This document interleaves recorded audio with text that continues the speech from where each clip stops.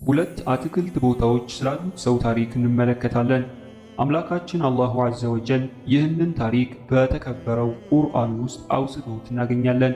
በዚህም ታሪክ ላይ ብዙ አስተማሪ የሆኑን ቁም ነገሮች በማንኛውም ዘመን ላይ ያለ ሙእሚን ያገኛል። የአላህ ቃል በሆነው ቁርአን ውስጥ ብዙ ታሪኮችን አላሁ ተዓላ አውስቶልናል። በእነዚህ ታሪኮችም ሙስሊም ይመከራል፣ ለህይወት የሚሆነውንም የህይወት ስንቅ ይቀስምበታል።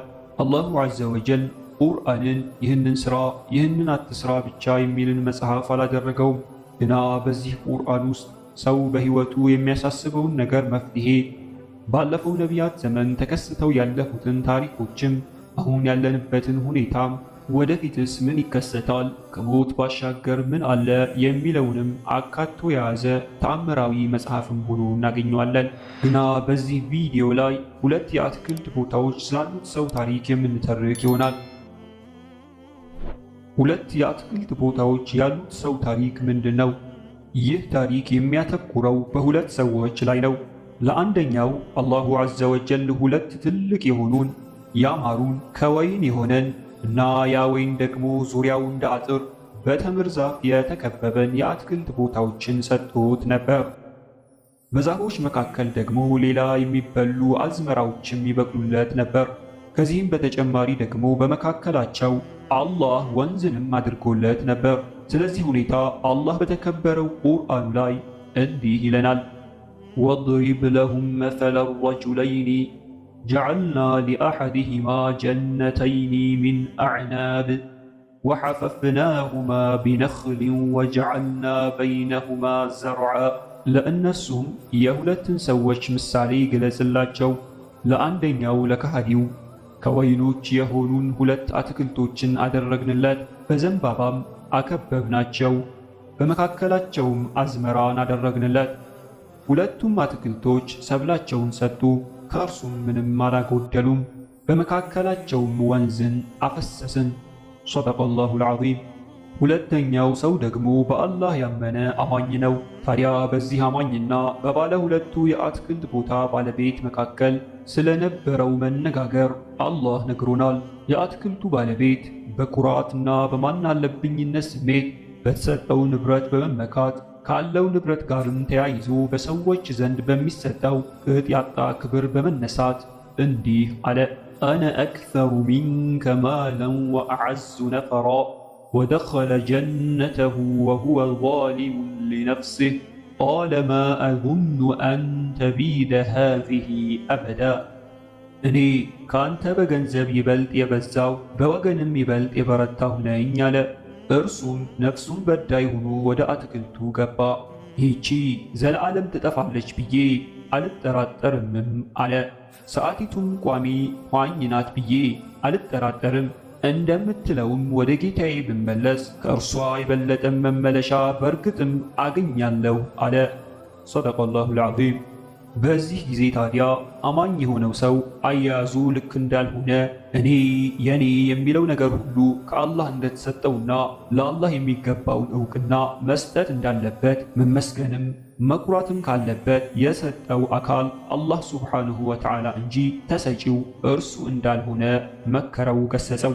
ቀጥሎም በሚያየው የአትክልት ቦታ መሸንገል፣ መታበይ ጥሩ እንዳልሆነ፣ ሰጪውን አላህን ዕውቅናውን መንፈግም ዛሬ ያለውን ጸጋ ነገ ሊጠፋ ስለሚችል ትዝብት ውስጥ ሊጥለው እንደሚችልም ነገረው። ግና የሀገራችን አባቶች እንደሚተርቱት የድሃ ምክር ጥሩ ነው የሚሰማው የለም፣ የሐምሌ ውሃም ንጹሕ ነው የሚጠጣው የለም እንዲሉ ይህም ሰው ያጣ ብዙ ያወራል በሚል የዚህን አማኝ ምክር ከጉዳዩ አልጻፈውም ነበር። እንዲያውም ቁንጫ የጠረጉትለት ባለጌ የመከሩትለት ይብሰዋል እንዲሉ ይህ የሁለቱ የአትክልት ባለቤቶች የሆነው ሰው በክህደቱ፣ በኩራቱ፣ በመሸንገሉ አላህ ምን አርጎልኝ ነው ደግሞ የማመሰግነው አብሮኝ አልዘራ በማለቱ ላይ ጸና። ሁኔታውን በዝምታ ሲመለከት የነበረው አላሁ ሱብሓነሁ ወተዓላም የሰጠውን ጸጋ አስወገደበት። አላህም መዓቱን ያሉትን በቃዮች ሁሉ ትናንት እንዳልነበር በማድረግ አወረደበት። አላህ በቁርአኑ ስለዚህ ሁኔታ እንዲህ ይነግረናል፣ ወካነ ለሁ ተመሩን ፈቃለ ሊሷሒቢህ ወሁወ ዩሓዊሩሁ አነ አክሰሩ ሚንከ ማለን ወአዐዙ ነፈራ ودخل جنته وهو ظالم لنفسه قال ما أظن أن تبيد هذه أبدا ለእርሱም ከአትክልቶቹ ሌላ ፍሬያማ ሀብት ነበረው። ለጓደኛውም ለአማኙ እርሱ የሚወዳደረው ሲሆን እኔ ካንተ በገንዘብ ይበልጥ የበዛው በወገንም ይበልጥ የበረታሁ ነኝ አለው። እርሱም ነፍሱን በዳይ ሆኖ ወደ አትክልቱ ገባ። ይህቺ ዘለዓለም ትጠፋለች ብዬ አልጠራጠርምም አለ። ሰዓቲቷም ቋሚ ኋኝ ናት ብዬም አልጠራጠርም። እንደምትለውም ወደ ጌታዬ ብመለስ ከእርሷ የበለጠን መመለሻ በርግጥ አገኛለሁ አለ። ጓደኛው አማኙ እርሱ ለእርሱ የሚመላለሰው ሲሆን በዚያ ከአፈር ከዚያም ከፍትወት ጠብታ ከፈጠረህ ከዚያም ሰው ባደረገህ አምላክ ካድክን አለው። እኔ ግን እርሱ አላህ ጌታዬ ነው እላለሁ፣ በጌታዬም አንድንም አላጋራም። አትክልትህንም በገባህ ጊዜ አላህ የሻው ይሆናል፣ በአላህ ቢሆን እንጂ ኃይልም የለም አትልም ኑሯልን? እኔም በገንዘብም በልጅም ካንተ በጣም ያነስኩ ሁኜ ብታየኝ ጌታዬ ከአትክልትህ የበለጠን ሊሰጠኝ በእርሷም በአትክልትህ ላይ ከሰማይ መብረቆችን ሊልክባት የምታንዳልጥ ምልጥ ምድር ልትሆን ይቻላል፣ ወይም ውሃው ሰራጊ ሊሆን ይችላል። ያን ጊዜ ለእርሱ መፈለግን ፈጽሞ አትችልም አለው። ሀብቱም ተጠፋ። እርሷ በዳሶቿ ላይ የወደቀች ሁና በእርሷ ባወጣው ገንዘብ ላይ እየተጸጸተ መዳፎቹን የሚያገላብጥና ወይ ጸጸቴ በጌታዬ አንድም ባላጋራሁ የሚል ሆነ። ሰደቀላሁል ዐዚም።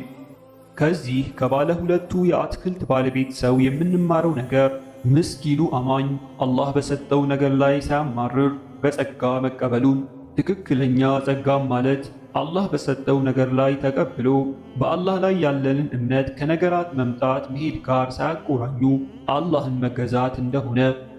ሌላው የምንማረው ነገር ደግሞ ሁሉም ጸጋ ከአላህ ዘንድ እንደሆኑ እርግጥ ማለት እንዳለብን፣ ዱንያዊ ነገሮችም ምንም ቢኖረንም እንኳ መወገዱ የማይቀር እንደሆነ እና ዱንያ አላህን ዐዘ ወጀል ከማውሳት ባለሀብቱ እንደተዘናጋው መዘናጋት እንደሌለብን፣ ለድሃም የሚገባውን ሐቅ መስጠት እንዳለብን እንማራለን። አላህ የሰጠውን ጸጋ በማስተባበል ባለሀብቱ ሰው ራሱን እንዴት እንደበደለም ተመልክተናል። አኸራ ላይ የዱንያ ገንዘብና ልጆችም አይጠቅሙንም። ይልቁንስ የሚጠቅሙን በገንዘቦቻችን የሠራነው መልካም ሥራ እና በሥነ ሥርዓት ለአላህም ለሰውም የሚበጁ አድርገን ያሳደግናቸው ልጆቻችን ናቸው። ለቻናላችን አዲስ ከሆኑ ሰብስክራይብ ያድርጉን። ቪዲዮ ከተመቻችሁ ላይክ፣ ሼር፣ ኮሜንትም ይጻፉልን። ወሃዛ ወላሁ ተዓላ አዕላ ወአዕለም ወቢላሂ ተውፊቅ። ወሰላሙ ዓለይኩም ወረሕመቱላሂ ወበረካቱሁ።